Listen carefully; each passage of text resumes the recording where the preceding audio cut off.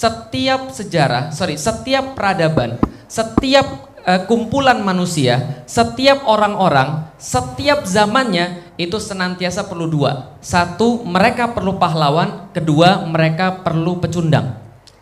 Mereka perlu winner, mereka perlu loser. Mereka punya orang yang mereka anggap pahlawan dan mereka punya orang yang dianggap pecundang. Pertanyaan saya, kira-kira orang lebih peduli pada yang mana? Pahlawan atau pecundang? Pahlawan atau pecundang? Harusnya pahlawan, tapi tidak di Indonesia. Walaupun Allah katakan dua kali, siratal ladzina an'amta alaihim ghairil maghdubi alaihim waladdallin. Kalian perlu lihat para pahlawan, tapi kalian juga perlu memperhatikan para pecundang, loser. Dua-duanya disebut oleh Allah. Yang berhasil disebut, yang dapat nikmat disebut, yang sesat dan yang salah juga disebut. Ini kemudian yang terjadi di dalam Al-Quran. Kira-kira orang lebih peduli mana? Pahlawan atau pecundang? Winner atau loser? Ternyata di Indonesia dan hampir kebanyakan tempat di dunia, orang lebih peduli juga pada loser. Buktinya apa? Kenal abu-abu yang debat di TV itu? Itu satu waktu ketika kemudian dia bawa gambar itu, ini bendera Rasulullah, kan itu kan ya. Setelah kejadian itu teman-teman sekalian, itu di Instagram saya itu banyak sekali orang-orang yang memberikan selamat ya Ustaz, tadi keren banget, tadi bagus banget. Itu sekitar 7.000-an komen di dalam Instagram saya pada malam itu. Tebak yang komen di sana ada berapa? Yang komen di sana ada 50.000 orang. 50.000 orang caci maki teman-teman sekalian. Berarti kira-kira dalam kasus itu orang lebih perlu seorang winner atau loser? Tapi saya bukan pengen fokus pada loser. Saya pengen kasih tahu. Ini saya jawab karena ada orang yang nanya pada saya, gimana dengan kondisi yang sekarang? Gimana dengan kondisi yang Allah berikan kepada kita? Yang mungkin sebagian di antara kita menganggap bahwa kondisi ini sulit. Yang sebagian di antara kita menganggap bahwa kondisi seperti ini sangat tidak ideal. Yang kita sebut situasi tambah susah. Situasi tambah nggak enak, situasi tambah penuh dengan kemudian hambatan-hambatan, situasi penuh dengan tantangan-tantangan. Antum lihat tiap hari eskalasinya semakin meningkat terus menerus, tapi ada orang-orang yang memaknai dengan cara yang lain. Kenapa? Karena seorang pahlawan itu tidak mungkin lahir dalam kondisi yang ideal. Seorang pahlawan itu nggak mungkin lahir dalam kondisi yang bagus, tapi pahlawan itu lahir dalam kondisi yang sangat terbatas, dalam kondisi yang sangat sulit. Semakin sulit kondisi, maka semakin sempurna pahlawan yang lahir. Paham teman-teman sekalian? Maka pada waktu itu teman-teman sekalian, kalau pas bicara tentang abu-abu tadi, bukan saya yang hebat, saya tuh orang biasa. Saya tuh orang biasa yang cuma paham agama cuma sedikit-sedikit saja. Tapi kenapa dalam kondisi seperti itu seolah-olah muncul seorang pahlawan, muncul seorang winner? Kenapa? Karena ketidakpintaran dia sempurna. Paham teman-teman sekalian? Maka semakin tidak sempurna kondisi antum, maka semakin sulit kondisi antum, bersyukur pada Allah. Kenapa? Ketika Allah memberikan kondisi yang sangat sulit pada satu negeri, berarti Allah menakdirkan dari negeri itu akan lahir pahlawan-pahlawan yang sempurna, yang kelak pada akhirnya diingat oleh zaman, yang kelak pada akhirnya akan menginspirasi banyak orang. Yang terakhir teman-teman sekalian, saya mau cerita. Tadi udah terakhir, ini terakhir di antara yang terakhir itu kan. Pokoknya itu kan ya. Baik, jadi gini ceritanya. Ini saya sudah ceritain banyak kali, tapi saya mau ceritain lagi karena bagi saya ini adalah sesuatu yang terus-menerus harus saya ingat.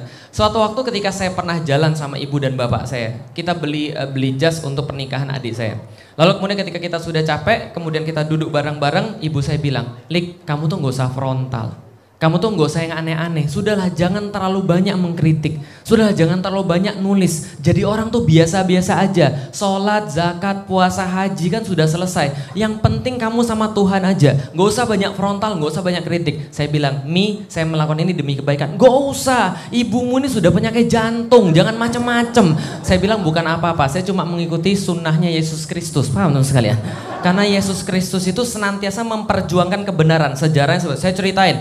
Ibu saya bilang, bedanya apa? Dia Tuhan, kamu bukan. Paham sekalian? Itu pemahaman ibu saya. Lalu kemudian akhirnya setelah agak lama, akhirnya kemudian bapak saya bilang begini, Klik kamu ini, ibumu kamu ajak debat, terus bilang sama istrinya, kamu juga Felix kamu ajak debat. Lalu kemudian bapak saya bilang, kalau papi silik cuma gini aja, papi cuma bilang sama kamu aja, kamu tuh ya hati-hati. Dan kalau papi itu, papi sudah berusaha untuk ikhlas kehilangan kamu. Loh maksudnya apa? Ikhlas kehilangan. Papi tuh sudah berusaha ikhlas kehilangan kamu. Kenapa? Li, kamu harus tahu, kamu tuh beda daripada yang lain. Kalau seandainya Habib Rizik ada masalah, orang FP itu nggak akan tinggal diam. Kalau seandainya Ustadz Abdul Somad itu ada masalah, maka orang Melayu nggak akan tinggal diam. Kalau kamu ada masalah, Li, orang Cina tuh lari duluan. Saya bilang betul juga. Bapak saya bener juga, saya bilang gitu. Lalu kemudian saya jadi serius, kemudian saya bilang sama bapak saya gini, Pi, jadi gini Pi. Saya itu bukannya saya mau tuh berbuat begini, tapi saya nggak punya pilihan. Andaikan saya punya pilihan, saya juga maunya juga santai-santai aja, tenang-tenang aja. Tapi kalau sekarang saya nggak ngomong, saya merasa punya tanggung jawab. Kenapa? Saya punya anak, saya bilang. Yang pertama anak saya lahir tahun 2008. Yang kedua anak saya lahir tahun 2010.